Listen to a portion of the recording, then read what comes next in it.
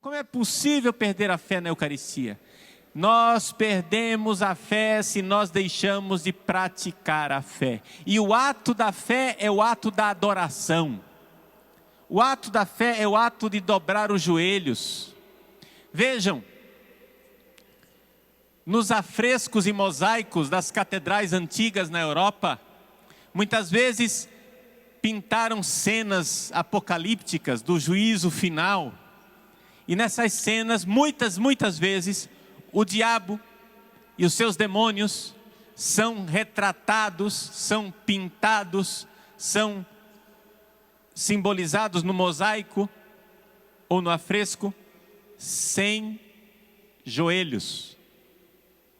Você olha lá para o desenho do capeta, né? Para o desenho do diabo, e o diabo está lá, ele só tem perna, mas a perna não tem joelho. Por quê? O simbolismo que está lá é esse: existe algo de demoníaco em não se ajoelhar diante de Deus. Existe algo de demoníaco em não adorar a Deus. Existe algo de satânico em não querer se dobrar diante de Deus.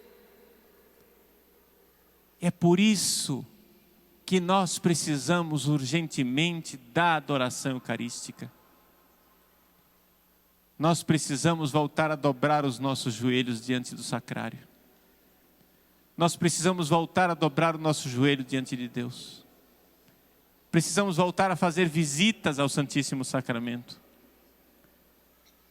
Precisamos nos inclinar diante de Deus. E como a gente faz isso? Como é que na prática nós vamos fazer isso? Gente, tudo isso que eu coloquei aqui para vocês pode parecer uma grande teoria, uma coisa muito difícil de entender. Mas agora vamos ficar bem práticos, bem simples. Quando Nossa Senhora apareceu em Fátima, no dia 13 de maio de 1917, a um certo momento, na primeira aparição, ela abriu seus braços e um raio de luz divina inundou o coração das 3 criancinhas. Eram 3 crianças de 10, 9, 7 anos de idade. Lúcia, Francisco e Jacinta. Crianças. Pois bem, essas criancinhas receberam a graça divina instintivamente, instantaneamente. Eles se prostraram diante de Deus e rezaram assim: ó Santíssima Trindade, eu vos adoro, meu Deus, eu vos amo no Santíssimo Sacramento. Isso que aconteceu na primeira aparição é simplesmente confirmação daquilo que Deus já vinha fazendo no coração dessas crianças. Porque para preparar as aparições de Nossa Senhora em 1917, Deus havia enviado antes um anjo, o anjo de Portugal, o anjo da paz, para preparar o coração das criancinhas para verem Nossa Senhora. Na primeira aparição do anjo, o anjo se prostrou, reverenciando a Deus, adorando a Deus. E as crianças também se prostraram, adorando a Deus, por terra. E o anjo ensinou as crianças a rezarem: meu Deus, eu creio, adoro, espero e amo-vos. Peço-vos perdão para os que não creem, não adoram, não esperam e não vos amam. Nós todos precisamos aprender esta oração que foi ensinada pelo anjo e repeti-la sempre diante do Santíssimo Sacramento. Numa outra aparição do anjo, o anjo apareceu com o cálice e a hóstia consagrada na mão, e então ele deixou o cálice e a hóstia consagrada levitando no ar, o anjo se prostrou diante do Santíssimo Sacramento e ensinou uma outra oração para as crianças. Santíssima Trindade, Pai, Filho e Espírito Santo, adoro-vos profundamente e ofereço-vos o preciosíssimo corpo, sangue, alma e divindade de Jesus Cristo, presente em todos os sacrários da terra, em reparação dos ultrajes, sacrilégios e indiferenças com que Ele mesmo é ofendido. Vejam, que coisa extraordinária. Eu, assim, como estudante de teologia, eu fico abismado quantas e quantas vezes os teólogos debatem entre si, perguntando em que consiste o sacerdócio dos leigos, não é? Porque o sacerdócio de Jesus Cristo é único, mas existem duas formas de participar no sacerdócio dele, que é o sacerdócio ministerial dos padres e outro é o sacerdócio dos leigos. Em que consiste o sacerdócio dos leigos? Olha aqui uma lição prática de sacerdócio dos leigos. Você se ajoelhar diante do sacrário e dizer: eu ofereço o corpo, sangue, alma e divindade de Jesus Cristo. Eu ofereço, isso é sacerdotal. Eu ofereço em reparação pelos ultrajes, sacrilégios e indiferenças. Vamos entender essas três coisas. Indiferença. Jesus está lá no sacrário, mas a gente não liga. A gente não está nem aí. A gente passa diante de uma igreja em que Jesus está presente no sacrário, não faz o sinal da cruz, não faz um ato de devoção, não está nem aí.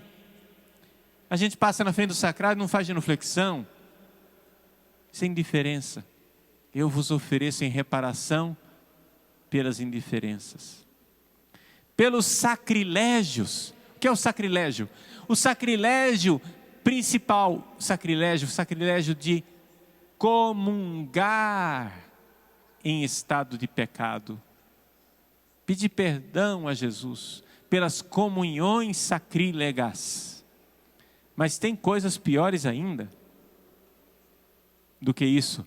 Tem gente que não somente comunga sacrilegamente, tem gente que tragicamente rouba o Santíssimo Sacramento para levar em lugares de magia negra, em lugares de satanismo, para profanar sacrilegamente o Santíssimo Sacramento, em missas negras, em cerimônias satânicas.